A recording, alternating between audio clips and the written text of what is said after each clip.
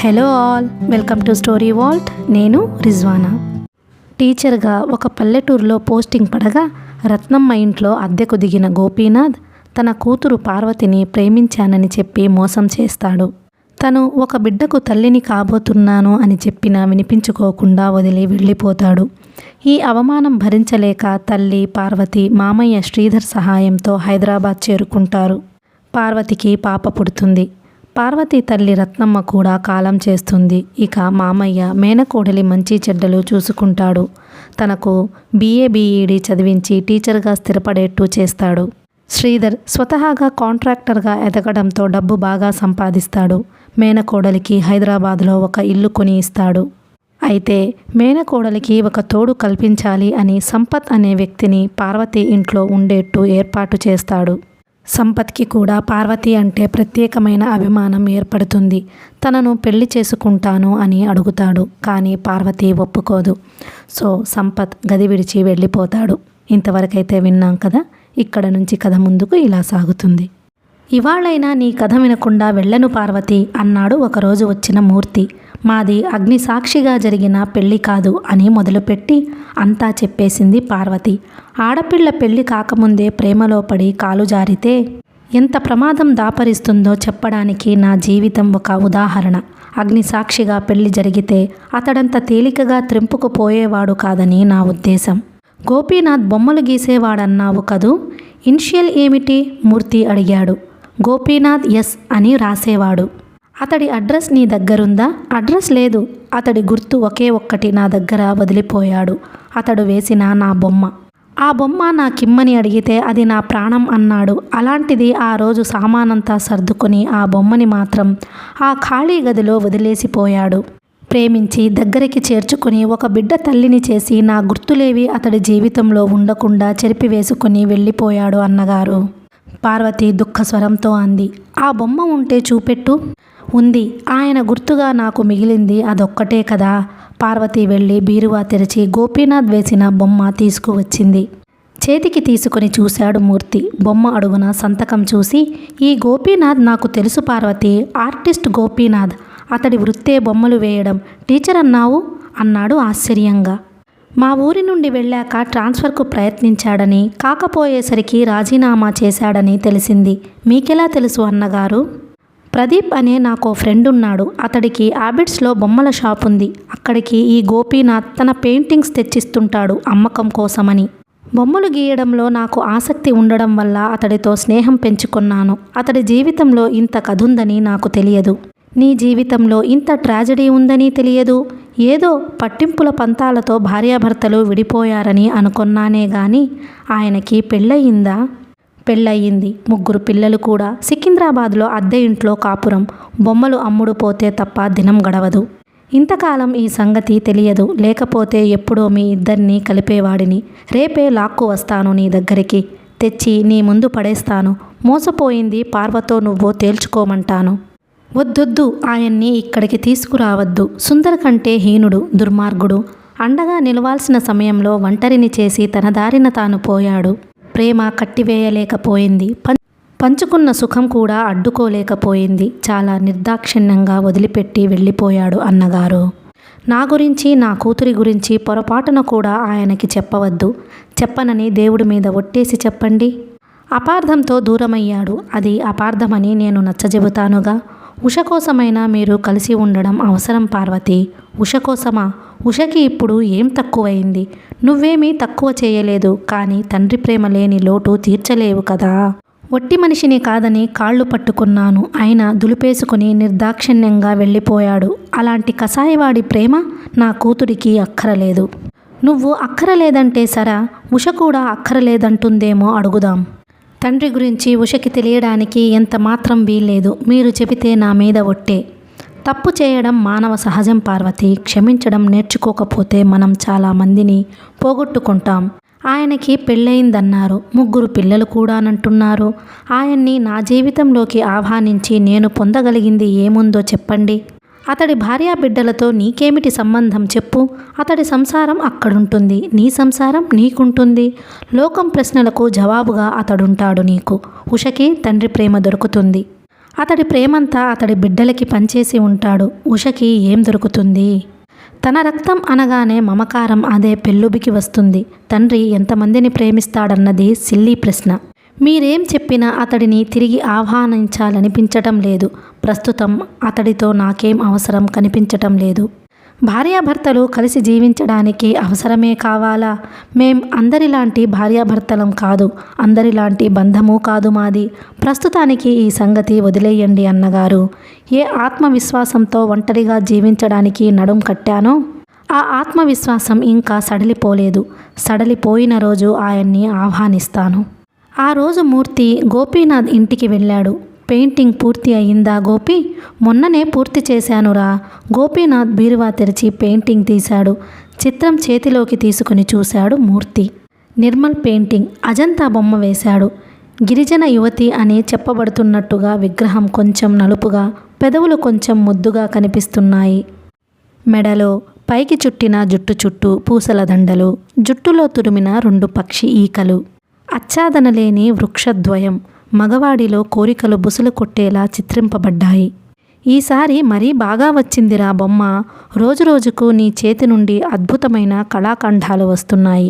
నీలాంటి చిత్రకారుడు నా స్నేహితుడైనందుకు నేనెంత గర్విస్తున్నానో అన్నాడు మూర్తి ప్రశంసగా. డెఫినెట్గా ఇది 500కి పోతుంది. నా ఫ్రెండ్ ఒకతడు మొన్న చెప్పాడు. వాళ్ళ బాస్ కూతురి పెళ్లికి బహుమతిగా ఇవ్వడానికి చక్కటి పెయింటింగ్ కావాలని. ఇది తీసుకెళ్ళి వాడికి అంటగడతాను. గోపీనాథ్ కిటికీ దగ్గరికి వెళ్ళి నిలబడి సిగరెట్ త్రాగుతూ బయటికి చూస్తున్నాడు మౌనంగా. మాట్లాడకుండా ఆలోచిస్తున్నావు ఏమిటి? పొట్టకూటి కోసం బొమ్మలు వేసే దౌర్భాగ్యం నన్ను ఎప్పుడు వదులుతుందా అని ఆవేదనగా అన్నాడు. 199 మంది కళాకారుల జీవితాలు పొట్టకూటి కోసం తాపత్రయపడడంలోనే సరిపోయినట్టుగా చదువుతుంటాం, వింటుంటాం. సరస్వతి కటాక్షం ఉన్న చోట లక్ష్మి ఉండలేదటరా. వాళ్ళిద్దరూ అత్తాకోడళ్ళు కదా. నన్ను గొప్పగా లక్ష్మి వరించాలన్న కోరికేం లేదురా. నాకెవరైనా తిండి బట్ట ఇచ్చి నా కుటుంబాన్ని చూచుకోగలిగితే చిత్రలేఖనాన్ని ఒక తపస్సుగా సాధన చేసి అద్భుతమైన కళాఖండాలని సృష్టించాలని ఉంది. వరల్డ్ ఫేమస్ అనిపించుకోవాలని ఉంది. నాలాంటి వాళ్లను పోషించడానికి మళ్ళీ ఆ రాజుల కాలం వస్తే బాగుండును అని ఓ నిట్టూర్పు విడిచాడు గోపీనాథ్. మనసు పెట్టి ఒక బొమ్మ వేశావంటే 400-500 వస్తాయి. నీకేం తక్కువరా? మాలాగా నీకు బాసులు లేరు, నెల పొడవునా చాకిరీ లేదు, తిట్లు లేవు. మా జీవితాల ముందు నీ జీవితం ఎంత అదృష్టమైంది, సుఖమైందిరా. నాకు నీ అంత బాగా బొమ్మలు వేయడం వస్తే ఎప్పుడో ఆ వెధవ ఉద్యోగం తన్నేద్దును. నాలోని కళను డబ్బుగా మార్చుకోవడం నాకిష్టం లేదురా మూర్తి. కళాకారుడిగా నాకెన్నో ఉన్నతమైన ఆశయాలున్నాయి. సంసార జంజాటంలో పడి నా ఆశయాలన్నీ ఆవిరైపోతున్నాయి.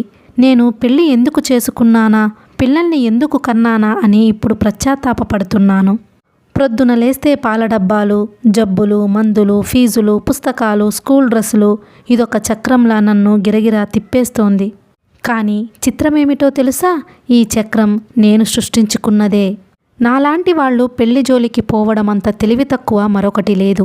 ఈ గ్రహింపు వచ్చేసరికి చక్రం తయారైపోయింది. కొంచెం హాస్యంగా, కొంచెం బాధగా అన్నాడు గోపీనాథ్. నీ వాదం తప్పు.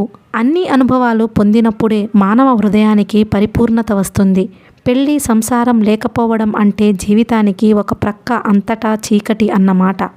ఆ చీకటిలో ఏమీ చూడలేవు, ఏమీ పొందలేవు. ఇప్పుడు చూస్తున్నది, పొందుతున్నది చాలా అద్భుతమైనది. గోపీనాథ్ సిగరెట్ కిటికీలో నుంచి విసిరేసి వచ్చి బీరువాలో నుంచి బాటిల్ తీశాడు. రా, కంపెనీ ఇద్దు. మా ఆవిడకు తెలిస్తే చంపేస్తోంది అంటూనే టేబుల్ దగ్గరికి నడిచాడు మూర్తి. ఈ త్రాగుడు నిన్ను సగం చెడగొడుతున్నట్టుగా నా అనుమానం. ఎలా? డబ్బు నాశనం, ఆరోగ్యం నాశనం. కానీ ఇది త్రాగినప్పుడు ఇది ఇచ్చే ఉత్తేజంతో నాలోని కళాకారుడు మేలుకొంటాడు, గొప్పగా బొమ్మలు గీస్తాడు. ఇదే లేకపోతే బొమ్మలు లేవు, కళాకారుడు లేడు. చిత్రకారుడు త్రాగితే తప్ప బొమ్మలు వేయలేడంటావా? చాలా వరకు. అసలు నీకు ఈ త్రాగుడు ఎలా అలవాటైంది? బొమ్మలతో పాటు వచ్చేసిందా? నా జీవితంలో చీకటి రోజులున్నాయి మూర్తి. ఆ బాధను మర్చిపోవడం కోసం అలవాటు చేసుకున్నాను. లేకపోతే కనీసం ఒక్కలాంటిది కూడా ముట్టేవాడిని కాదు. విలక్షణమైన అలవాట్లతో జీవించాలనుకునేవాడిని. అలాంటిది నా జీవితమే తలక్రిందులైపోయింది ఒకానొక దుస్సంఘటనతో. ఏమా దుస్సంఘటన? బాపు బొమ్మ కంటే ఎన్నో రెట్లు అందమైన సజీవమైన బొమ్మ. 16 ఏళ్ల వయసు తెచ్చిన మిసమిసలతో త్రుళ్ళిపడే జలపాతంలా ఉండేది. ఆమెకిచ్చాను తొలిసారిగా నా మనసును. ఆ తరువాత తెలిసింది ఎంతమాత్రం అర్హత లేని మనిషికిచ్చానని. ఆమె నుండి, ఆ ఊరి నుండి పారిపోయి వచ్చేశాను. ఆ బాధ మర్చిపోవడానికి డ్రింక్ అలవాటు చేసుకున్నాను. అర్హత లేని మనిషంటే? అంతకుముందే ఆమెకు మరొకరితో సంబంధం ఉందని తెలిసింది. నువ్వు నీ కళ్ళతో చూశావా? చెప్పుడు మాటలా? అంతా కాకపోయినా కొంత చూశాను. జరిగిన దాన్ని బట్టి ఆమె దోషి అన్న నిర్ణయానికి వచ్చేశాను. పార్వతి దోషి కాదు. దోషి అయితే మరో మగవాడిని జీవితంలోకి రానివ్వక మ్రోడుగా గడుపుతుందా? నువ్వు పొరపాటు పడ్డావు అని పార్వతి గురించి చెప్పాలనిపించింది. కానీ పార్వతి ఒట్టేసి చెప్పొద్దనడం వల్ల చెప్పలేకపోయాడు మూర్తి. అంతలో నాన్న, అమ్మ పిలుస్తుంది నిన్ను అని ఓ 5 ఏళ్ల పాప వచ్చి పిలిచింది. ఆ పిల్ల తొడుక్కున్న ఫ్రాక్ వెనక హుక్స్ తిరిగిపోయినట్లున్నాయి. వీపంతా బయటకి కనిపిస్తోంది. సరిగా తైల సంస్కారం లేనట్టుగా జుట్టు రాగి రంగులో మెరుస్తుంది. ముక్కులో ఒక పక్క బలపం ముక్కులా చీమిడి జారి మెరుస్తోంది. బొమ్మలెంతో అద్భుతంగా గీచే ఓ చిత్రకారుడి కూతురంటే ఎవరూ నమ్మేట్టుగా లేదు ఆ పాప. దరిద్రం అంతకు మించి తల్లిదండ్రుల ఆలక్ష్యం కనిపిస్తున్నాయి. ఉష ప్రక్కన ఈ పిల్లని నిలబడితే యువరాణి ప్రక్కన దాసీ పిల్లను చూసినట్టవుతుందేమో. ఒకరోజు గులాబీ రంగు కవరు చుట్టిన చిత్రపటాలు తీసుకువచ్చాడు మూర్తి. ఆ మాట ఈ మాట అయ్యాక ఏమిటవి అని అడిగింది పార్వతి. గోపీనాథ్ వేసిన చిత్రాలివి. ఇవి 2 అమ్మి పెట్టమని నాకిచ్చాడు. కళపట్ల ఆరాధన ఉన్నవాళ్లు తప్ప వీటికి ఖరీదు కట్టి తీసుకోలేరు. ఏవి చూద్దాం. పటాలకి కట్టిన దారం కాగితం విప్పదీశాడు మూర్తి. చిత్రపటాలని అందుకుంటుంటే పార్వతీ చేతిలో కొద్దిగా వణికాయి. ఏదో తెలియని ఉద్వేగం మనసుని ఊపివేయడం మొదలుపెట్టింది. 16 ఏళ్లు నిండని ఒక అమ్మాయి అప్పుడే స్నానం చేసి వస్తున్నట్టుగా ఉంది. తడి ఒంటికి ఆదరాబాదరాగా చీర చుట్టుకుంది. తడిసి తడవని చీరలో నుంచి ఆమె యవ్వనం, సౌందర్యం కనిపించనట్టుగా చిత్రించబడింది. పాలభాగంలో తడిసిన ముంగురుల నుండి నీరు బొట్లుగా రాలుతుంది. నిజంగా నీటి బొట్లు రాలుతున్నంత సహజంగా చిత్రించబడింది. 2వ చిత్రం గాలికి రెపరెపలాడుతున్న దీపాన్ని పమిట కొంగుచాటు చేసి పట్టుకుంది ఒక పడతి. ఆ దీపం వెలుతురు ఆ అమ్మాయి ముఖం మీద పడడం చాలా బాగా చిత్రించబడింది. చేయి తిరిగిన చిత్రకారుడి కుంచె నుంచి వచ్చిన 2 గొప్ప చిత్రాలవి. అవి ఏ గోడలని అలంకరిస్తే ఆ ఇంటి గొప్పతనం ఇట్టే పెరిగిపోతోంది. ఈ బొమ్మల్ని వేసిన చేతులే ఒకనాడు తన బొమ్మని చిత్రించాయి చాలా అద్భుతంగా. ఆ బొమ్మ కోసం తనని అభ్యంగన స్నానం చేసి చక్కగా తయారవ్వమన్నాడు. గోపీనాథ్తో తన ప్రణయానుబంధపు రోజులు జ్ఞాపకం వచ్చి పార్వతి కళ్ళ నిండా నీళ్లు నిండాయి. మనసులో అతడంటే ఇంత ప్రేమ దాచుకొని పైకి అంత విముఖత చూపుతావెందుకమ్మా? ఒక్క మాట చెప్పావంటే మీ మధ్య సయోధ్య నేను కుదురుస్తాను అన్నాడు మూర్తి. పార్వతి చటుక్కున చీర కొంగుతో కళ్ళు తుడిచేసుకుంది. ఈ పటాల్ని ఇక్కడే ఉంచండి అన్నగారు. డబ్బు అన్నట్టుగా చూశాడు మూర్తి. డబ్బు నేనిస్తాను. పార్వతి లోపలికి వెళ్ళి డబ్బు తెచ్చింది.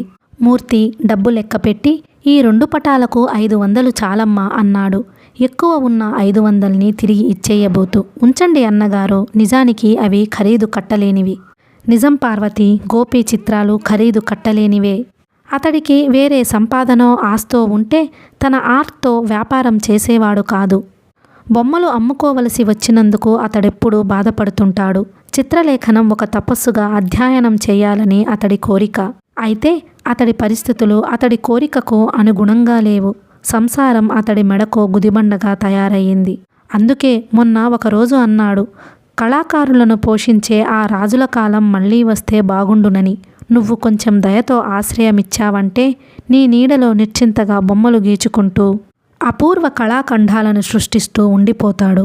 ఎంత స్వార్థంగా ఉన్నాయి అన్నగారు మీ మాటలు. మగవాడు మగవాడికి సైడ్ చేస్తూ మాట్లాడక ఏం చేస్తాడు అన్నట్టుగా ఉన్నాయి మీ మాటలు. నాకు అతడి నీడ కావాలా? అతడికి నా నీడ కావాలా? ఆర్థికంగా నువ్వు అతడికి నీడనిస్తే సాంఘికంగా నీకో భద్రత చేస్తాడు అతడు. ఒకరికి ఒకరన్నట్టుగా గడిపే జీవితంలో అనురాగం పెరుగుతుందే గాని తరగదు పార్వతి.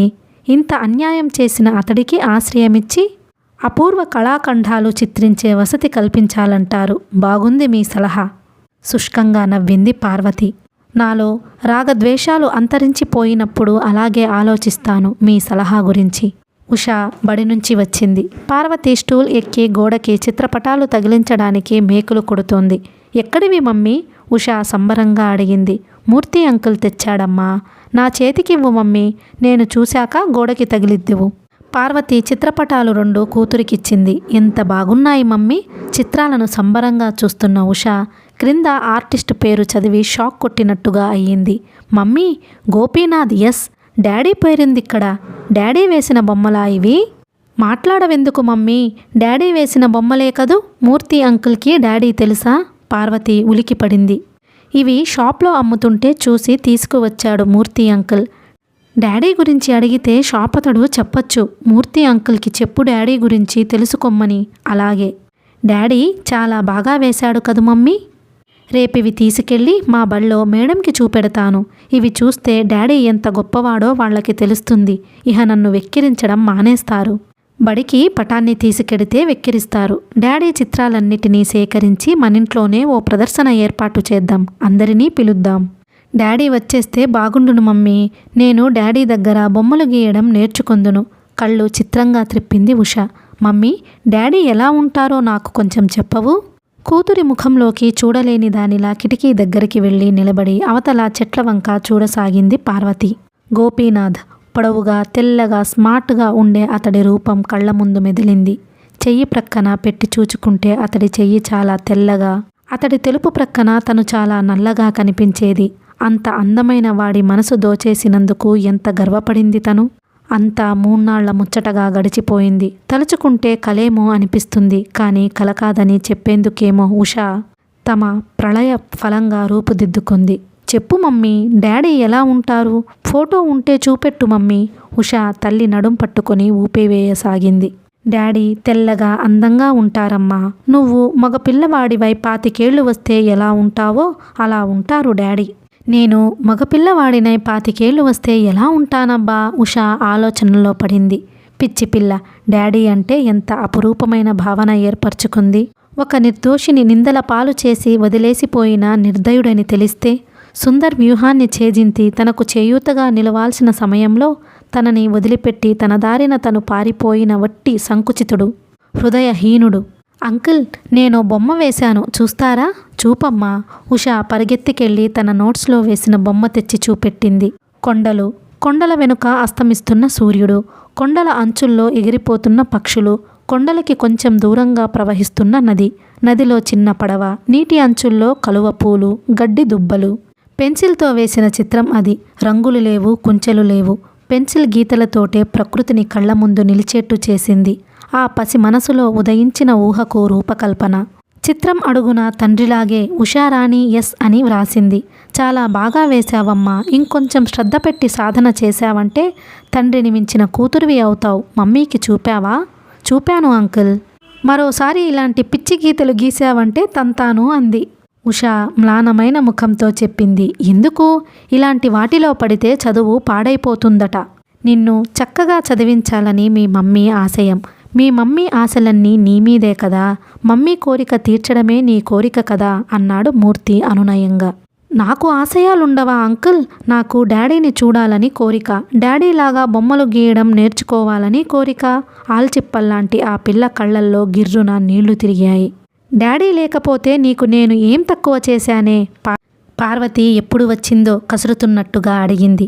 తక్కువ చేశావో ఎక్కువ చేశావో నాకక్కర్లేదు. నాకు డాడీ కావాలి. డాడీ ఎక్కడున్నాడో తెలిస్తే డాడీకి లెటర్ రాద్దును వెంటనే వచ్చేయమని. దీని ఉన్మాదం చూడండి అన్నగారు. పుట్టినప్పటి నుండి అరచేతిలో పువ్వులా చూస్తున్న నాకంటే ఇదసలు పుట్టిందో లేదో కూడా తెలియని ఆ తండ్రి ఎక్కువయ్యాడు దీనికి. ఉషా దుఃఖంతో కోపంతో లేచిపోయింది. పాపం, ఆ పసి మనసును ఎందుకు గాయపరుస్తావు పార్వతి? నేనొకసారి సికింద్రాబాద్ తీసుకెళ్ళి చూపెడతాను. ఏం? మూర్తి జాలిగా అన్నాడు. వీల్లేదు, పార్వతి కస్సుమన్నట్టుగా అంది. మమ్మల్ని కలపాలనే ఆలోచననే మరిచిపోండి అన్నగారు. ఆయన ముఖాన్ని నాకై నేను చూడలేను. ఉషని చూడనివ్వను. 10 ఏళ్లు పెంచాను తండ్రి లేకుండా. ఇంకో 10 ఏళ్లు పెంచానంటే పెళ్లి చేసి అత్తారింటికి పంపించి వేస్తాను. ఈ సమాజాన్ని ఎదిరించి అవివాహిత తల్లినైనందుకు అంతటితో నా బాధ్యత తీరుతుంది. జ్ఞానం తెలియని ఆ 10 ఏళ్లు పెంచటంలో నీకు కష్టం కనిపించలేదు. జ్ఞానం తెలిసిన ఈ 10 ఏళ్లు పెంచటమే చాలా కష్టతరం. నీ గురించిన అపవాదాలు ఆ పిల్ల చెవిలో పడుతుంటే ఆ పిల్ల మనసులో విరోధ భావాలు చోటు చేసుకునే అవకాశం ఎంతైనా ఉంది. నీ మాటలు లక్ష్య పెట్టకుండా మొండిగా తయారైనా నువ్వు ఆశ్చర్యపడనక్కరలేదు. అందుకని ఆ ద్రోహికి తలవంచనా? నువ్వు తప్ప నాకు గత్యంతరం లేదని కాళ్ళు పట్టుకోనా? ఎంత దుర్మార్గుడైనా, స్వార్థపరుడైనా, కుటిలుడైనా గెలుపు ఎప్పుడు మగవాడిదే కావాలా? వీల్లేదు అన్నగారు. అతడి ప్రమేయం లేకుండా నా కూతుర్ని చక్కగా తీర్చిదిద్దగలనన్న నమ్మకం, ధైర్యం నాకున్నాయి. తన పిల్లల కంటే చాలా ఉన్నతంగా తీర్చిదిద్ది ఎప్పుడో నా కూతుర్ని సగర్వంగా ఆయనకి చూపిస్తాను అన్నగారు. తన తప్పు తెలుసుకొని సిగ్గుపడేట్టు చేస్తాను పార్వతి ఆవేశంగా అంది.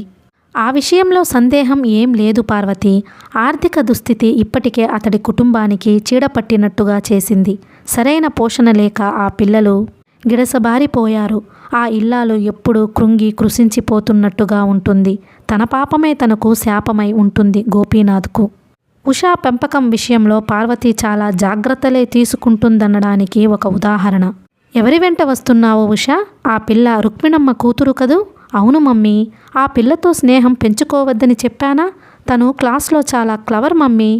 క్లవర్ అయితే కావచ్చు, కానీ వాళ్ళింటి పద్ధతులు నాకు నచ్చవు. వాళ్ళ అమ్మ క్యారెక్టర్ కానీ, నాన్న క్యారెక్టర్ కానీ, చివరికి అన్న క్యారెక్టర్ కానీ మంచిది కాదు. అలాంటి వాళ్ళ స్నేహం మనకు వద్దు. మంచి స్నేహితుల్ని వెతుక్కో. ఈ వయసులో స్నేహితుల ప్రభావం ఎక్కువగా పడుతుంది మనసు మీద. కాబట్టి చాలా జాగ్రత్తగా ఉండాలి. ఉషకి తల్లి మాటలు రుచించినట్టు లేదు. ముఖం చిట్లించుకొని తన గదిలోకి వెళ్ళిపోయింది. అక్కడే ఉండి పార్వతి మాటలు విన్నాడు శ్రీధర్. డిసిప్లైన్లో పెంచడం మంచిదే గాని మరీ ఇంతగా ఉండకూడదేమో పార్వతి. స్నేహితుల మధ్యనే వ్యక్తిత్వం వికసిస్తుంది. మానసికంగా ఆ పిల్ల గిడసబారిపోయేట్టు చేయకు. అన్ని వైపుల నుండి నొక్కిపెట్టి. నేను కోరుకున్న రూపంలో ఉషా తయారు కావాలంటే ఈ డిసిప్లైన్లో ఉంచక తప్పదు మామయ్య. నేను వేసిన తప్పటడుగే నా కూతురు వేయకూడదని, అలాంటి తప్పటడుగుకు ఎంతమాత్రం ఆస్కారం లేని ఉన్నత స్థితిలో పెంచాలని నా తాపత్రయం. ఆ వయసొచ్చాక అలాంటి వాటికి ఆస్కారం కలిగినప్పుడు నీ డిసిప్లైన్ పెంపకం ఏమీ పనిచేయదు. నువ్వు తెలివైన పిల్లవి కదా. నిన్ను మీ అమ్మ ఒక పద్ధతిలో పెంచలేదా?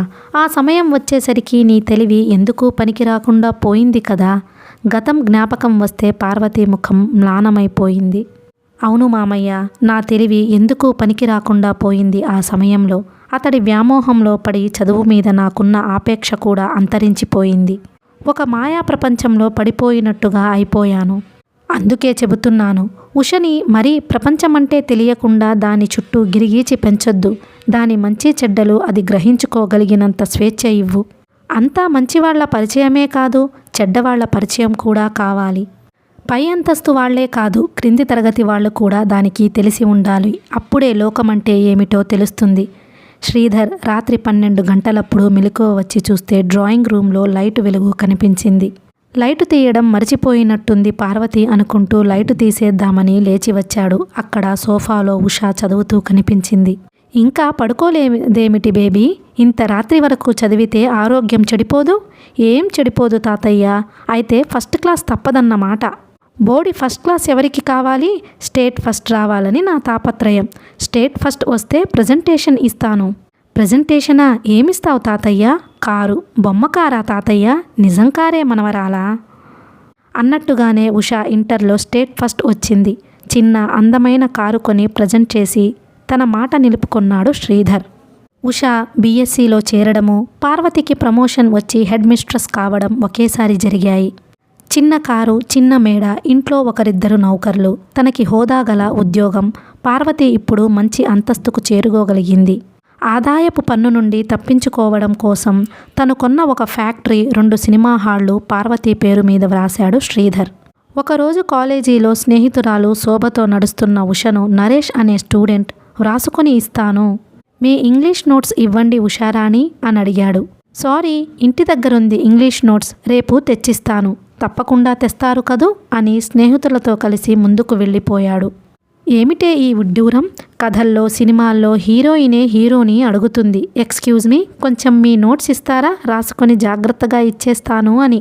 ఇక్కడ తలక్రిందులు నడిచిందేమిటి కథ అని ఉషా భుజం పొడిచింది శోభ. అంటే ఆడపిల్లలే తమ కంటే బాగా చదువుతున్నారన్న నిజాన్ని ఈ ప్రబుద్ధులు గ్రహించారన్నమాట అని వివరణ ఇచ్చి, అవును నేను హీరోయిన్ను అతడు హీరో ఎప్పుడయ్యాడు అని అడిగింది చురుగ్గా. అతడి చూపులెప్పుడు నీమీదే. నువ్వు కనబడగానే అతడి కళ్ళల్లో మెర్క్యూరీ దీపాలు వెలుగుతాయి. ముఖం మతాబులా వెలిగిపోతోంది. అతడి చూపులెప్పుడు నిన్ను బాధ పెట్టినట్టు అనిపించకపోవడం వల్ల నీకు అతడంటే చెంపకి చెయ్యి అడ్డు పెట్టుకుని అంది. ఏం కొట్టనులే, చెయ్యి తియ్యి చెంపమీద నుండి. ఉషా నవ్వింది. అందమైన మనిషో పువ్వో చిత్రమో ఏదైనా మనకు చూడాలనిపిస్తాయి. మగపిల్లలకి ఏ కాస్త అందమున్న ఆడపిల్లననైనా చూడమంటే ఇష్టం. చూడని అనుకుంటాను. చూసినంత మాత్రాన విరిగిపోతామా తరిగిపోతామా? చూడకూడదు మగవాళ్ళు అనుకుంటే మనం ముఖానికి పరదా వేసుకురావడం ఉత్తమం కదా. వీళ్ళు చూసి ఊరుకుంటే బాగానే ఉంటుంది. వెనక ఎన్ని వెకిలివేషాలు. అది మనం ఇచ్చే చొరవను బట్టి మన ప్రవర్తనని బట్టి ఉంటుంది. మనం వెకిలివేషాలు వేస్తే దానికి రెండింతలు వాళ్ళు వేస్తారు.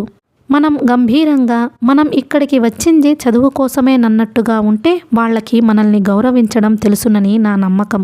మన ప్రవర్తనతో సంబంధం లేకుండా వాళ్ళు క్షుద్రత్వం ప్రదర్శించారంటే అలాంటి క్షుద్రులు ఈ కాలేజీలోనే కాదు ఈ ప్రపంచమంతటా ఉన్నారని సరిపెట్టుకోవాలి. రజనీ వీళ్ళ బాధ పడలేక కాలేజీ మానేస్తానంటుంది. రజనీ చీరకట్టు నడక స్టైల్ చాలా సెక్సీగా ఉండదు? ఉన్న అందాలను ఎక్కడ దాచుకోమంటావు మరి? ఆడపిల్లలకు దాచుకోవడం తెలియకపోతే దోచుకోవడానికి దొంగలు తయారవుతారు మరి. మరీ అలా సాగదీస్తూ నవ్వింది ఉష. వారం రోజుల తరువాత నరేష్ నోట్స్ రాసుకుని తిరిగి ఇచ్చేశాడు. నరేష్ ఏ పుణ్యం చేసుకు పుట్టాడు? మాకు ఇవ్వండి ఉషారాణి, మీ నోట్స్ రాసుకుని ఇస్తాం. ఉష ప్రక్క నడుస్తూ అడిగాడు రామరాజు అనే స్టూడెంట్. ఇవ్వడానికి నాకేమీ అభ్యంతరం లేదు, కానీ మొన్న 3 రోజులు నరేష్ తన దగ్గర పెట్టుకుని ఇచ్చాడు. నేనింకా నోట్స్ వ్రాయాలి, ప్రిపేర్ అవ్వాలి. ఇప్పుడు మీకివ్వడానికి కుదరదు. అతడి వెకిలితనం ఏం గ్రహించనట్టుగా చాలా మృదువుగా చెప్పింది ఉష ఇంగ్లీష్లో. మాకెందుకు ఇస్తారు లేండి, ఆ నరేష్ అయితే ఇస్తారు. ఆ నరేష్ నాకు చుట్టం, మీరు కాదునా? నాకేం అలాంటి భేదభావాలు లేవు రామరాజు గారు. సహ విద్యార్థులం, మన దృష్టి చదువు మీదే ఉండాలి. పార్టీలు తేడాలు మన మధ్యలోకి రాకూడదు. ప్రేమలు ఆకర్షణలు అవి వికటించి ద్వేషాలు మన మధ్యలోకి రాకూడదు. ఆ రొచ్చుగుంటలో పడడానికి ముందు చాలా టైం ఉంది. హాయిగా చదువుకోవడానికి వచ్చి ఆ లంపటం తగిలించుకోవడం ఎందుకు? ప్లీజ్, అనవసరంగా మనసును విషపూరితం చేసుకోవద్దు. చేసుకుని ఎదుటి జీవితం మీద చిమ్మడానికి ప్రయత్నించవద్దు. ఈసారి మాటలు మృదువుగానే కాదు, కొంచెం పదునుగా కూడా పెట్టబడ్డాయి. ఉషా చక్కటి ఇంగ్లీష్లో మాట్లాడుతుంటే ఎవరైనా డంగైపోవాల్సిందే. ఆ అమ్మాయి ఇంగ్లీష్ ఉచ్చారణ ప్రతి లెక్చరరు మెచ్చుకుంటాడు. ఈ చక్కెరపూత కబుర్లకేం? ఆ నరేష్ అంటే మీకిష్టం. ఎప్పుడో పట్టుబడకపోతారా? మీ సంగతి తేల్చకపోతానా? స్నేహితులతో కలిసి చరచరా వెళ్ళిపోయాడు రామరాజు. ఈ రామరాజుగాడు విలన్ అవతారం ఎత్తాడంటే ప్రవర్తన లోపం నీదా అతడిదా? శోభ వ్యంగ్యంగా అడిగింది. హీరో హీరోయిన్ కాక విలన్ కూడా వచ్చేశాడన్నమాట మన కథలోకి. Very good. ఉషా అధైర్యపడకుండా నవ్వింది. నరేష్ హీరో అయినప్పుడు కదా విలన్ ప్రవేశించే అవసరం కలిగేది మన కథలో. మన ప్రమేయం లేకుండా ఈ మగవెదవలు రెచ్చిపోతారని ఒప్పుకోవన్నమాట. కోస్టడీ చేస్తే ఇవే బాధలు. దినదిన గండం అన్నట్టుగా సాగుతుంది మన కాలేజీ లైఫ్. మగవాళ్ల మనస్తత్వం ఇప్పటి నుండే మనం కాచి వడబోసే అవకాశం ఏర్పడుతుందన్నమాట. ముందు మనకు లైఫ్లో చాలా ఉపయోగపడుతుంది ఈ అనుభవం. అబ్బా, నువ్వు సీరియస్గా ఏది తీసుకోవన్నమాట. చదువు శ్రమే ఎక్కువ ఈ బుర్ర మీద. ఇంకా ఇవన్నీ విచారాలుగా మార్చి దాని మీద ఒత్తిడి చేసి శ్రమ పెట్టడం ఏం విఘ్నత చెప్పు? మనం సైలెన్స్గా ఉంటే చప్పట్లు కొట్టేవాళ్ళు ఎంతసేపు కొడతారు చెప్పు? చదువు శ్రమే ఎక్కువ ఈ బుర్ర మీద. ఇంకా ఇవన్నీ విచారాలుగా మార్చి దాని మీద ఒత్తిడి చేసి శ్రమ పెట్టడం ఏం విఘ్నత చెప్పు? మనం సైలెన్స్గా ఉంటే చప్పట్లు కొట్టేవాళ్ళు ఎంతసేపు కొడతారు చెప్పు? రామరాజు మాటలు ఎలానో తెలిసిన నరేష్, నా కారణంగా మీరు మాటలు పడ్డారన్నమాట. నేను మీ నోట్స్ ఇప్పించుకోకపోయినా బాగుండేది అన్నాడు నొచ్చుకున్నట్టుగా. ఇది మీరు మనస్ఫూర్తిగా అనే మాట అయితే ఇలాంటివి మరోసారి జరగకుండా జాగ్రత్త పడతారని నా నమ్మకం. క్లుప్తంగా అని ముందుకు కదిలింది ఉష. నరేష్ ముఖం వెలవెలబోయినట్టుగా అయ్యింది. మరునాటి నుండి అతడి ప్రవర్తనలో చాలా మార్పు వచ్చింది. ఉష కనిపించగానే ఆరాధనా వర్షం కురిపించే అతడి కళ్ళు ఇప్పుడు ఆమె కనిపించగానే క్రిందకి వాలిపోతున్నాయి. బుద్ధిమంతుడైన కుర్రాడిలా తలంచుకొని వెళ్ళిపోతున్నాడు. రామరాజుకు ఉషను దబాయించడానికి ఎక్కడా ఆస్కారం కనిపించడం లేదు. చదువు మీద తప్ప మరి దేని మీద దృష్టి లేనట్టుగా ఉండే ఉష అంటే ప్రతి లెక్చరర్కి చెప్పలేనంత అభిమానం. వాళ్ళెవ్వరూ ఉషా మీద ఈగ కూడా వాలనివ్వరు. కొద్ది రోజులు గడిచిపోయాయి. ఒకరోజు పోస్ట్లో ఒక ఉత్తరం వచ్చింది ఉషకు నరేష్ నుండి. డియర్ ఉషారాణి, ఎందరో అందమైన వాళ్ళున్నా మనసు వాలేది ఒక్కరి మీదే. ఆ వాలి వాలడంతోనే ఇంత అనురాగం ఎక్కడి నుండి పుట్టుకు వస్తుందా అని ఆశ్చర్యంగా ఉంది.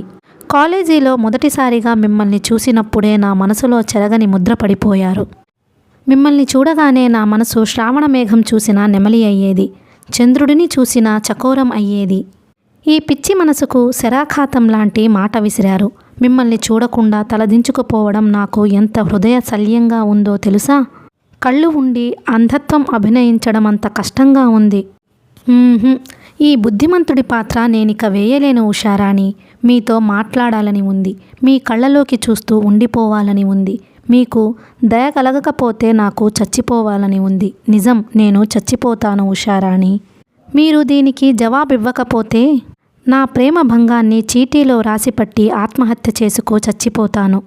24 గంటల్లో మీ నుండి ఏ జవాబు లేకపోతే ఈ నరేష్ మీకిక కనిపించడు. ఇట్లు నరేష్. జవాబిస్తే దాన్ని అలుసుగా తీసుకొని ముందుకు వచ్చేసి తలనొప్పిగా తయారవుతాడేమో. జవాబివ్వడం మానేస్తే నిజంగా చచ్చిపోతాడేమో. అప్పుడు హత్య చేయకపోయినా హత్య చేసినంత పాపం చుట్టుకుంటుంది తనకు. ఇప్పుడు ఏమిటి కర్తవ్యం తనకు? అతడు నిజంగా చచ్చిపోతే తను జీవితాంతం చింతించే బదులు జవాబిచ్చి అందువల్ల ఏదైనా సమస్య ఉత్పన్నమైతే ఎదుర్కోవడమే మంచిది. నరేష్కి జవాబుగా ఇలా రాసింది. ప్రేమ పూజారి నరేష్కు. మగ పుట్టుక పుట్టి ఇలాంటి ఉత్తరాలు రాసి ఆడపిల్లల కనికరం సంపాదించడానికి మీరు సిగ్గుపడాలి. నాకు 17 ఏళ్ళు, మీకు 1-2 ఏళ్ళు ఎక్కువో తక్కువో ఉంటాయి. ఇది ప్రేమల గురించి ప్రళయాల గురించి ఆలోచించాల్సిన వయసా? కాలేజీలో ఎందుకు చేరాం? చక్కగా చదువుకోవడానికి, జీవితానికి విజ్ఞానపు సోపానాలు నిర్మించుకోవడానికి. అంతేగాని కాలేజీలు కళ్యాణ వేదికలు కాకూడదు. అలాగని మీ ఆరాధనని, మీలోనే ప్రణయ స్పందనని మరీ అంత తేలిగ్గా తీసివేయడం లేదు. మీ ప్రేమలో గట్టితనం ఎంతుందో నేను పరీక్షిస్తాను. రిజల్ట్స్ కోసం మీరు మనం కాలేజీ వదిలేదాకా ఆగాలి. ఉత్తమ విద్యార్థి అవార్డు నా చేత అందుకోవాలి. గోల్డ్ మెడల్ పోటీలో మీరు పాల్గొనాలి. అప్పుడు ఆలోచిస్తాను మీ గురించి. ఈలోగా నన్ను కదిలించడానికి ప్రయత్నిస్తే, ప్రేమ పైత్యం ప్రదర్శిస్తే, ఇలా ఉత్తరాలు రాస్తే మీరు పరీక్షలో ఫెయిల్ అన్నమాట. అప్పుడు చేజేతుల ప్రణయ ఫలాన్ని చేజార్చుకున్నవారు కాగలరు. దానికి నా బాధ్యత లేదు.